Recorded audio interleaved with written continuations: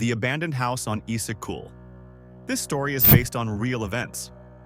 I want to share with you a very terrifying experience that happened in Kyrgyzstan, in the Isikul region, Aksu district.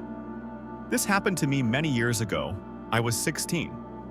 It was summer, and my friend and I went into an abandoned house to smoke in secret, away from prying eyes. We didn't realize we had spent about 2 hours inside. We were chatting and about to leave when my friend decided to smoke one last cigarette. As he was smoking, we suddenly heard the call to prayer, azan, followed by the sound of a ram. We didn't pay much attention, probably just an animal, after all, it was a village. But then, out of nowhere, we saw a black goat inside the abandoned house. It was staring right at us. My friend stood up to shoo it away and walked off. Suddenly, I felt like someone was standing behind me. I started hearing footsteps and strange voices. Terrified, I ran outside and waited for my friend. But he was gone. I started calling his phone, but he didn't answer. I shouted his name and searched everywhere, but he was nowhere to be found. 3 hours after he disappeared, he finally called me himself and told me where he was. I rushed to the location he gave me, but he wasn't there. I asked passersby if they had seen a boy in a white windbreaker. No one had. A woman selling vegetables nearby said she had seen him heading toward the river. I immediately ran there and finally found him. He was sitting by the river, staring blankly into the distance. I asked him, "Where have you been? What happened?" But he stayed silent. He wouldn't say a word, it was so strange. I was hurt by his behavior and left him there, heading home alone.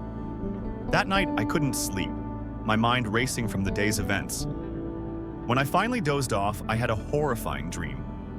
In my dream, I was back in the abandoned house walking through a dark corridor. Suddenly, I saw a shadowy figure.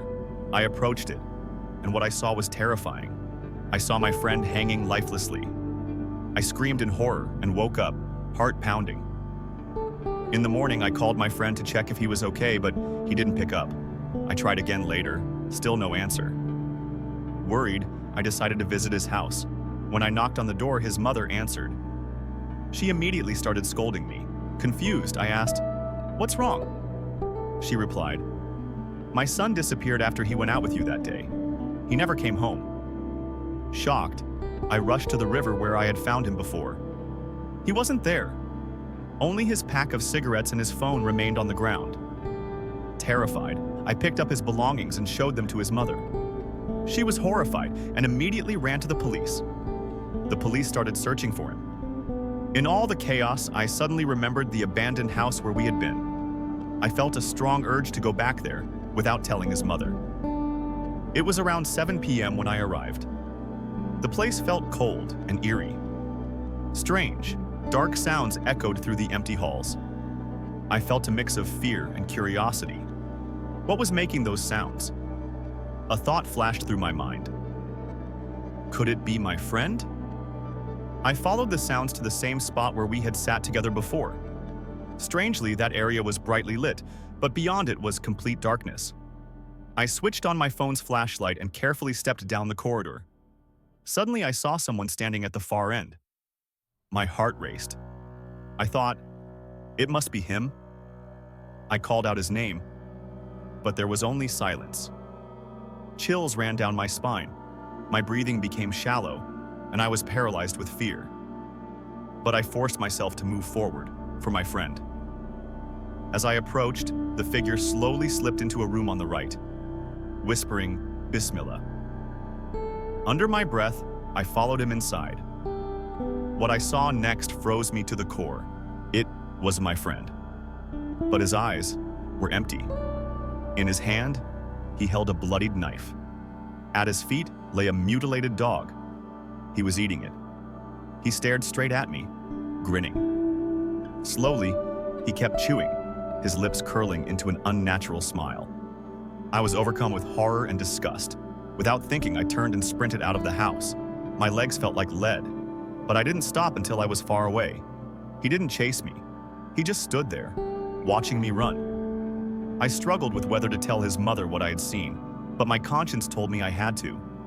When I finally told her, she refused to believe me. Who would believe such a nightmare? I ran to the police and told them everything. They didn't believe me either. Desperate, I called 102 and lied. I told them someone was trying to commit suicide in the abandoned house. This time, they acted. Officers arrived and entered the building without weapons. Minutes turned into hours. Finally, they emerged, dragging my friend out. He was covered in blood, his eyes wild and empty. His mother arrived shortly after. The sight of her son in that state left her speechless and broken. In my confusion and terror, I sought out a local Moldo, religious scholar, and told him everything. He listened carefully and then said, "Evil spirits, or Shaytans, often reside in abandoned places. During the call to prayer, Azan, a Shaytan appeared in the form of a goat and possessed your friend." I asked him, trembling, "But why didn't the Shaytan possess me?" The Molodo paused, then replied, "I don't know. Perhaps you were protected.